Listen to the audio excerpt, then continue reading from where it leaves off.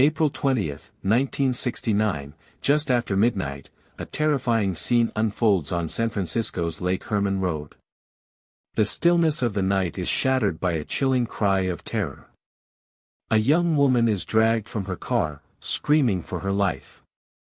Behind her, the sound of screeching tires and revving engines echoes through the darkness. In an instant, everything goes black.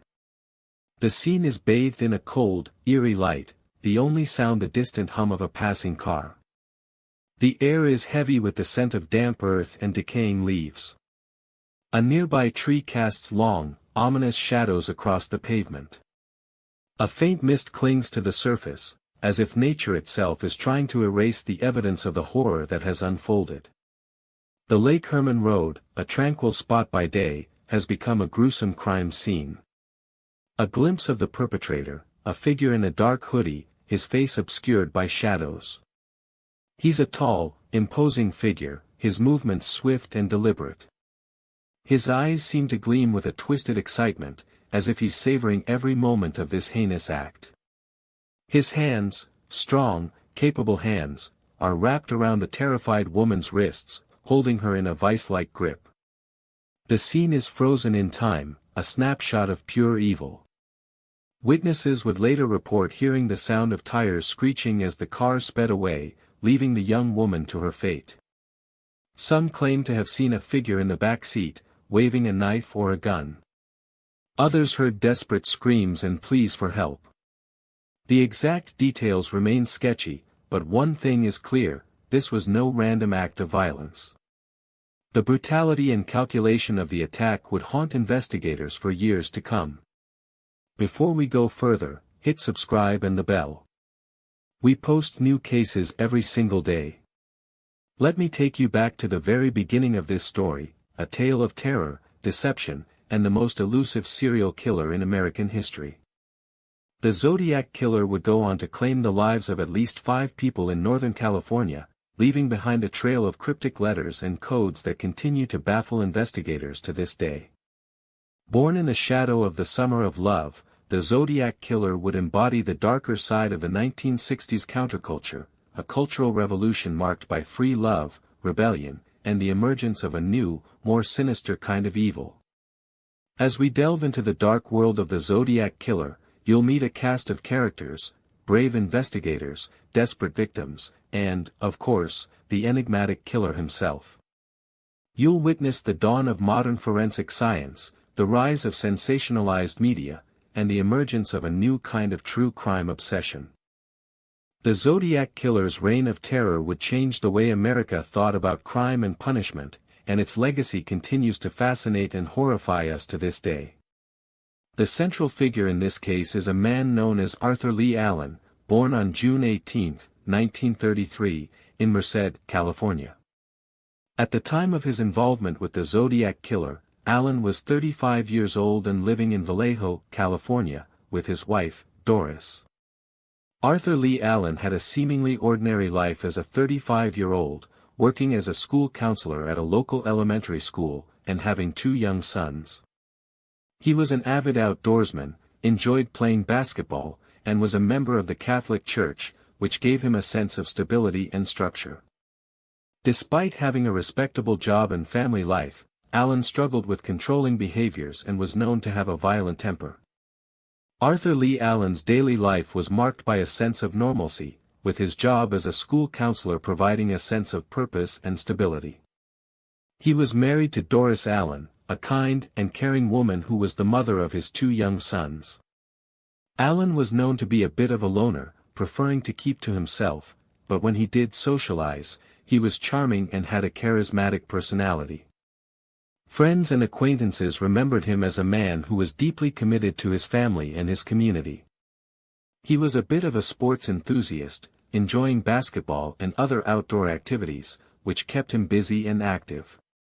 Despite his seemingly ordinary life, Arthur Lee Allen had a darker side that was not immediately apparent to those around him.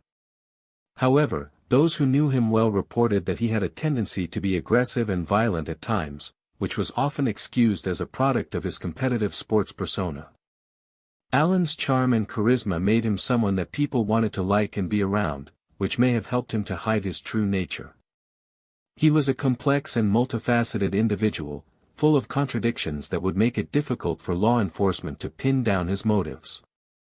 As a result, he became a prime suspect in the Zodiac Killer investigation. Allen's relationships with those close to him were complex and often tumultuous, which may have contributed to his instability. His relationship with his wife, Doris, was reportedly troubled, and she later expressed concern about his behavior. However, Allen's friends and acquaintances were largely unaware of his darker tendencies, and many of them continued to see him as a friendly and outgoing person. As the years went by, Allen became increasingly withdrawn and isolated, which may have been a sign of his growing instability. As we delve deeper into the case, we will explore the questions that remain and the doubts that still linger about Allen's guilt. It was a chilly autumn evening on December 20, 1968, in Benicia, California. The sun had just set over the rolling hills of the San Francisco Bay Area, casting a golden glow over the small community. A light breeze rustled the leaves of the trees, hinting at the change in seasons. The air was crisp and cool, carrying the smell of damp earth and decaying leaves. The streets were quiet, save for the occasional passing car or barking dog. It all began with a chance encounter between David Faraday and Betty Lou Jensen, high school sweethearts who had decided to take a joyride to a secluded lover's lane on Lake Herman Road. They had been driving for a while, enjoying the scenic views of the lake, when their car suddenly sputtered and died. David Faraday, attempting to fix the engine, left Betty Lou Jensen alone in the car. She stepped out to take a closer look at the surrounding area and noticed a man in a brown suit, later described as being around 35 years old. David Faraday returned to the car, and they both got back in, but it was too late. The man emerged from the shadows, brandishing a gun. He ordered David to get out of the car and then shot him in the back. Betty Lou Jensen was shot in the head and died instantly. The shooter then ran off, leaving behind the two lifeless bodies. The police responded quickly to the scene, but it would take hours to process the evidence and connect the dots. One of the most shocking details of the crime is the graphic nature of the letters sent to the police and the local newspaper. In one letter, the killer claimed to have killed 12 people, but the actual number is still unknown. He signed off as the Zodiac, a name he would come to be known by in the years to come. The killer's obsession with codes and ciphers would become a hallmark of his crimes, leaving behind a trail of cryptic messages that would haunt the police for decades. The Zodiac Killer's true identity remains a mystery to this day. The police first responded to the Zodiac Killer's crimes by treating them as a prank, but as more bodies turned up, it became clear that this was no laughing matter. They initially focused on a 19-year-old man who had been seen near one of the crime scenes, but it turned out to be a wild goose chase. The killer was sending coded letters and taunting the police, making it seem like they were one step ahead. The initial investigation was led by the Vallejo Police Department, but as the scope of the crimes grew, the case was taken over by the California Department of Justice. The police were struggling to keep up with the Zodiac Killer's antics, and it seemed like a daunting task. The key piece of evidence that changed everything was a cipher sent to the San Francisco Chronicle, which the police hoped would crack the code and lead them to the killer. The cipher was a complex cryptogram that seemed impossible to decipher, but a team of cryptanalysts at the University of California, Berkeley was able to crack it after months of work. The decoded message revealed the killer's name and hinted at future crimes, sending a chill down the spines of everyone involved. This breakthrough gave investigators a much-needed boost of confidence and led to a renewed focus on finding the killer. The police were now more determined than ever to bring the Zodiac Killer to justice. Over the years, there were several main suspects who emerged, but none were ever confirmed to be the killer. One of the most promising leads was a man named Arthur Lee Allen, who was known to have a violent history and had even been investigated by the police previously. However, despite some suspicious behavior and handwriting similarities, Allen was never charged with the crimes.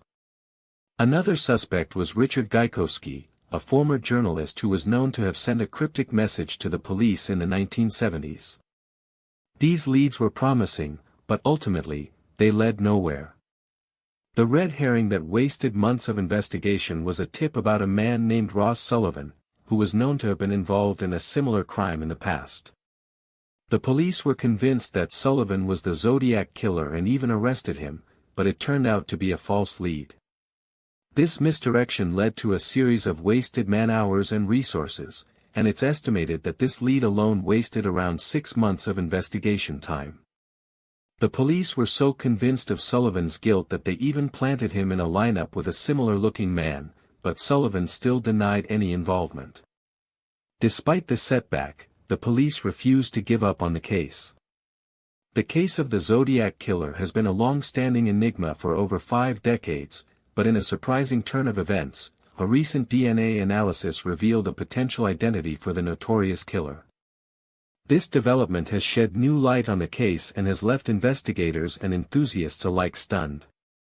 The DNA evidence was matched to a person who has since been deceased, but his descendants have confirmed their connection to the suspect.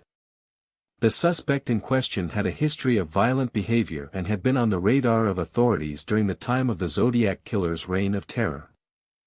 This revelation has left many wondering how they could have overlooked this individual for so long. Further investigation into the suspect's background has revealed a complex web of connections to the victims and potential motives for the crimes. It appears that the suspect had a personal vendetta against the victims, who were largely young couples and families. The suspect's DNA was found on a piece of correspondence sent by the Zodiac Killer to the San Francisco Chronicle, further solidifying the connection. The suspect's family members have been cooperating with investigators, providing additional evidence and insights into the case. This break in the case has brought a measure of closure to the families of the victims and has provided a sense of justice. The verdict in the Zodiac Killer case is still uncertain, but the DNA evidence has significantly strengthened the case against the suspect. While the suspect is deceased, his descendants have been charged with obstruction of justice for allegedly withholding information about their ancestors' involvement in the crimes. The case is ongoing, and it remains to be seen whether the suspect will be officially linked to the Zodiac Killer's crimes. In the meantime, investigators continue to review the evidence and rebuild the timeline of the crimes. The Zodiac Killer's identity may finally be known, but the case is far from over.